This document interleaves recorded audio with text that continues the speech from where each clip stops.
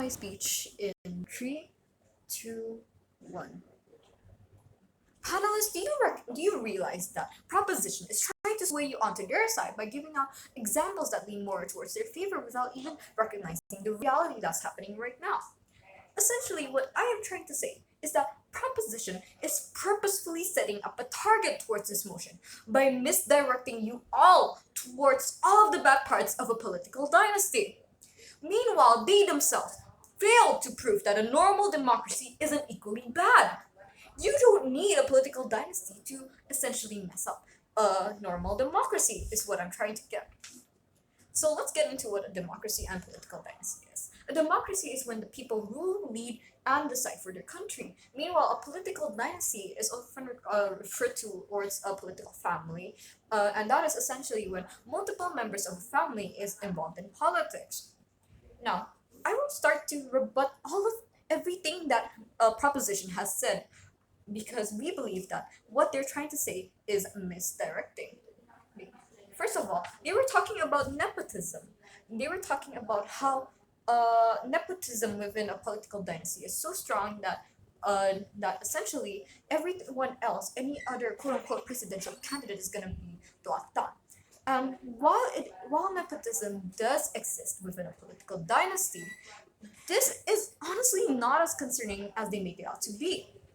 Because when you're in the political world, you require connections. You need people to be on your side. You need people who are within your interest. They are aligned with your interests, and you need them to be supporting you regardless. And it's a two-way communication essentially. And most of the time, you can meet these people towards within social nights, etc. It's not just people who are simply your family members. So, nepotism, it is true, but it's not exclusive for political dynasties. And you will need nepotism regardless whether or not you're a political dynasty or not. Next, uh, a proposition was talking about asymmetrical campaigns, asymmetrical this, that, whatever. But that already happens in other sectors, not just politics. Like, take for example, a baker passing on their recipes to their successor, which is oftentimes their offspring. Sure, the government can. Sure, a proposition could say that this is to bring control to the family, to bring more cash flow, to bring whatever it is inside. But I'd like to argue that this is to pass on a belief that their children can bring just as much good as them.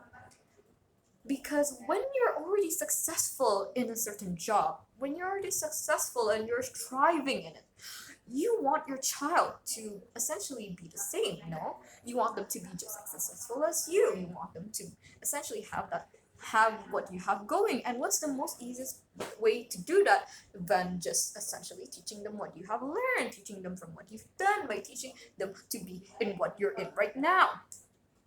Proposition is essentially villainizing legacy like it's a big bad wolf that swallowed your grandma. To which I'd like to argue that legacy isn't always bad. So let's analogize this. Would you get mad at an accounting student learning accounting with their accountant parent? No, of course not. Why would you?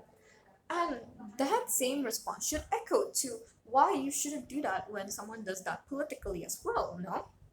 Besides, the first ever part of their lineage probably didn't even have any help either, because of course they're the first person within that family to be signing up for a political campaign or political job. So proposition arguing that they had more leverage, that they had a head start is essentially not necessarily true because to build up the political dynasty itself, they needed to be the initiator, they needed to start up from ground zero. Therefore, to see that it is only specifically for political dynasties to have all of this is entirely incorrect and is trying to sway you towards the other side. So I have two arguments that I believe are in line with why a political dynasty does not bring more harm than good towards a democracy. So first of all, let's say, what if the political dynasty is a good political dynasty? And what does that mean exactly? It means that they actually properly rule the country. They lead the country. They make them better than what is already is right now, or they're maintaining what is good within the nation itself. Because of all of the examples all of the examples that proposition had said was talking about a mismanaged power trip government, which could essentially happen to any sort of democracy. It could happen to any sort of government, not necessarily political dynasty. Therefore, uh, if let's say, for example, the next presidential election has someone who has proven to be good, to have someone who has proven that they are capable of leading the country by either their results or achievement or by their familial backgrounds, then who cares? Because this is a democracy and the people would decide themselves. Because what I said previously, the people lead, the people rule, the people decide for their country. It doesn't matter if it's a familial, if it was a quote unquote political dynasty. Second of all, proposition is purposefully diminishing other types of government who had more or less brought the same amount of havoc. So, like, let's say, for example, Myanmar's 2022 military junta, none of them were blood related to each other. None of them had any blood ties with each other. None, maybe sure, some of them were siblings, but like that's to be given within a military. Because more or less, when you're in a military, everyone is mixed in together, right? They all brought the same amount of havoc when they stormed the capital and essentially seized all elections. They were, and once that was finished, they were silencing journalists towards what was happening in Myanmar. They were reinstating fear. These two, silencing journalists and reinstating fear, are the same arguments that proposition was bringing up to essentially back down on political dynasties. They were trying to trample on political dynasties by giving those examples. However, this from the military junta from Myanmar, I have essentially proven that this is not just within a political dynasty. Third is that if the referring back to my first point, if the political dynasty is good, then it provides stability and continuity towards the nation. It makes sure, it essentially makes the nation feel like they're safe. It makes the nation feel like, oh, if the previous president was good, then most of the time, then their child would also bring good. Therefore, to to believe that a political dynasty is immediately going to wreak havoc is entirely wrong, and why we believe that proposition is simply just stating facts and making an echo chamber essentially. There are so many things that could go wrong in a democracy, and a political dynasty is only one against all of the other problems.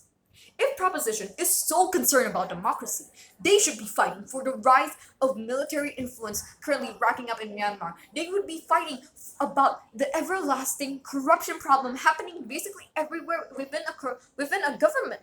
They would not just simply be fighting for a political dynasty where it basically doesn't really matter that much towards the issue itself. And therefore, this debate would probably be this house believes that political dynasties that it's not political dynasties but instead everything else, because from Polybius's cycle, a monarchy is actually what starts the cycle first. It's what kickstarts it.